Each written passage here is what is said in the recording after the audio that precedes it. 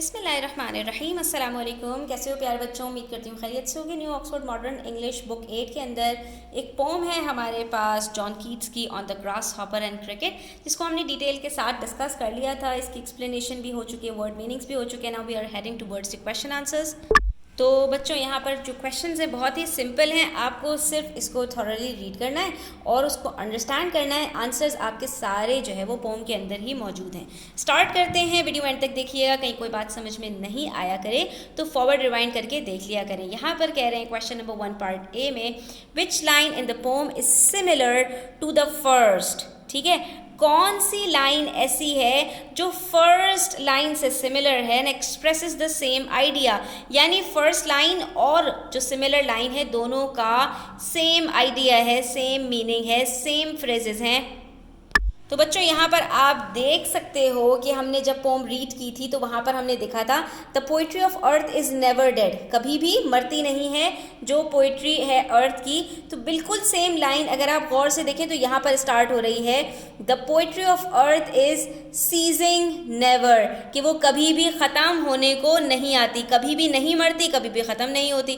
तो ये दोनों लाइंस जो है वो सेम है, दोनों के सेम जो है वो मफहूम है, सिमिलर हैं ये एक दूसरे से। तो आपने सिंपली आंसर में ये वाली लाइन लिख देनी है, the poetry of earth is ceasing never. आपसे सिर्फ इस लाइन के बारे में यहाँ पर पूछ रहे थे। Next we have part B, whose voice will run from hedge to hedge. Hedge से हेज तक किसकी आवाज़ जाती है? जाहिर है जिसके बारे में पोम है, grass hopper. Why do you think the voice sounds in the hedges, और ये हेजेस में आवाज़ आती क्यों है ये आपको अपने ओपिनियन में बताना है। तो यहाँ पर इनिशियल लाइंस में अगर बच्चों आप लोग देखोगे, यहाँ पे 4th लाइन में नजर आएगा, from hedge to head about the new मॉर्न mead that is the grasshoppers he takes the lead. ठीक है, तो अब यहाँ पर आपको जो आवाज़ आ रही है, a voice will run from hedge to hedge, कि एक आवाज़ हेज से हेज तक जा रही है, वो किसकी आवाज़ है? ग्रास हॉपर की आवाज़ है। ठीक है, एंड ये जो आवाज़ आ रही है, perhaps it is after escaping from the moving of the meadows, कि जब वो जो मेडोज़ की कटाई वगैरह हो जाती है तो ये उसके बाद जो है वो जाकर जो छुप जाता है, ये आवाज़ हमें मेरा ख्याल है वहीं से आ रही है। ठीक है, क्योंकि हेज से किसकी आवाज़ इसीलिए आती है क्योंकि एक जगह से दूसरी जगह छुपता फिरता है। नेक्स्ट हमसे पूछ रहे हैं पार्ट सी में, where do the birds hide. आपको प्लेस बतानी है, वेयर का जब भी नाम आएगा तो वहाँ पर आपको कोई जगह बतानी होगी। Where do the birds hide, birds hide in, इस तरह से इसका आंसर लिखेंगे। एंड वाई, और उसके बाद फिर अपना ओपिनियन देना है कि भाई वो क्यों छुप जाते हैं, कहाँ छुपते हैं और क्यों छुपते हैं। तो इसका आंसर 2nd और 3rd लाइन में बच्चों मौजूद है। When all the birds are faint with the hot sun, ये रीज़न बता रहे हैं आपको कि जब वो हॉट सन से फेंट हो जाते हैं, ठीक है, जब शदीद गर्मी की वजह से वो प्यास से बेहाल हो जाते हैं। And hide in the cooling trees, तो कहाँ जाके छुप जाते हैं? कूलिंग ट्रीज के अंदर वो छुप जाते हैं। तो ये पहले वाले पार्ट का आंसर है, और वो क्यों छुप जाते हैं? क्योंकि हॉट सन से वीक हो जाते हैं, इसलिए जाकर छुप जाते हैं। तो बस आपने इतना ही बताना है कि the birds hide in the cool trees, पहली बात, और क्यों छुपते हैं? Because the hot sun has made them feel weak, they are faint with the hot sun. हमने यहाँ पर वही फ्रेज लिख दिया जो हमारे पास यहाँ पर फर्स्ट वर्ड्स के अंदर दिया हुआ है कि दे are faint with the hot सन। यही रीज़न है कि ये जाकर कूल ट्रीज में छुप जाते हैं। उसके बाद हमारे पास पार्ट डी में जो क्वेश्चन है बड़ा सिंपल है, what does the poet mean by take the lead in summer luxury. Grasshopper के लिए इन्होंने ये वर्ड यूज़ किया, फ्रेज यूज़ किया, take the lead in summer luxury. इसका मतलब क्या है? तो it simply means that grasshoppers fully relish the summers and enjoy it to its utmost intensity. ये हमने जब एक्सप्लेनेशन की थी तो उसकी पैराफ्रेजिंग के अंदर इस बात को डिस्कस किया था कि जो हमारे पास ग्रास हॉपर्स होते हैं ये समर्स को अपने फुल पीक पे इंजॉय करते हैं, इनको कोई फ़र्क नहीं पड़ता हॉट सन या उसकी सन बीम्स से। ठीक है, इसीलिए यहाँ पर टेक द लीड की बात की है।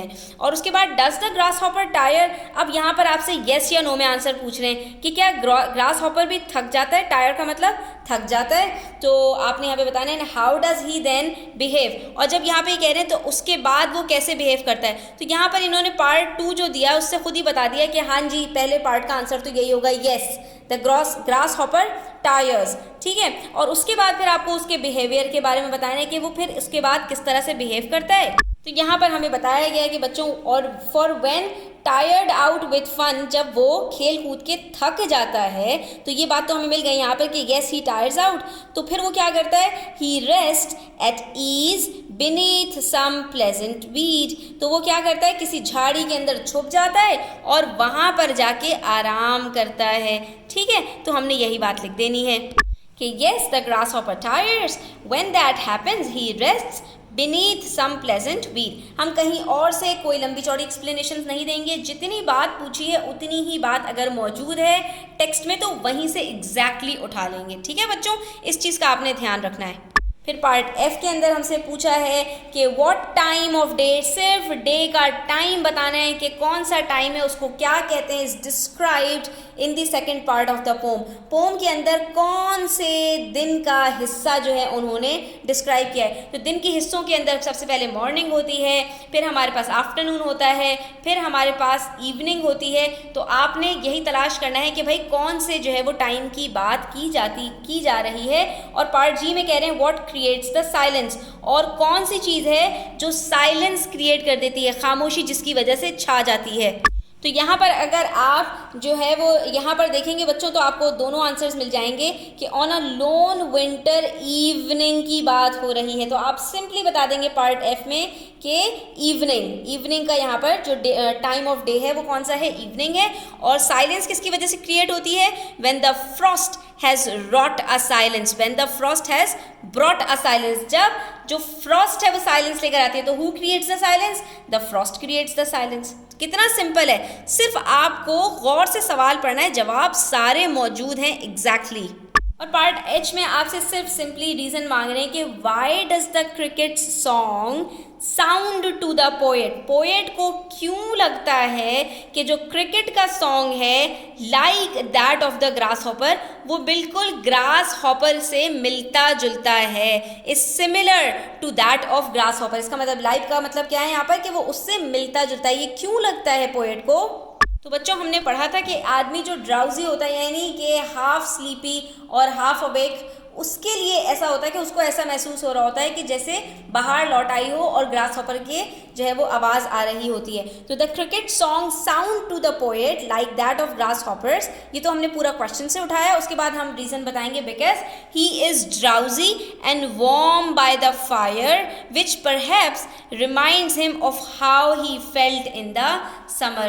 क्यों, क्योंकि वो गर्मी जो उसने हीटर वगैरह ऑन किया हुआ है उसकी वजह से उसको कुछ गर्मी की शिद्दत महसूस हुई है सर्दियों में, और उसको ऐसा लगता है कि जैसे स्प्रिंग वापस लौट आया हो और उसी में हमें ग्रास हॉपर की जो आवाज़ आती है वो उसके साथ आ गई हो। ठीक है, इसलिए ऐसा लगता है कि जैसे क्रिकेट का जो सॉन्ग है वो ग्रास हॉपर का सॉन्ग हो, और कोई नई बात इसमें नहीं है। यहाँ पर हमारे क्वेश्चन आंसर्स कंप्लीट होते हैं। इंशाल्लाह नेक्स्ट वीडियो के अंदर हम इसके डिफिकल्ट क्वेश्चंस और रेफरेंस टू कॉन्टेक्स्ट भी डिस्कस करेंगे। तो वीडियो एंड तक देखने का शुक्रिया। अच्छी लगी हो तो लाइक कीजिएगा, कमेंट कीजिएगा, अपने फ्रेंड्स के साथ शेयर कीजिएगा। चैनल सब्सक्राइब नहीं किया तो भाई सब्सक्राइब कर लीजिए। अपना ख्याल रखिएगा। अल्लाह हाफ़िज़।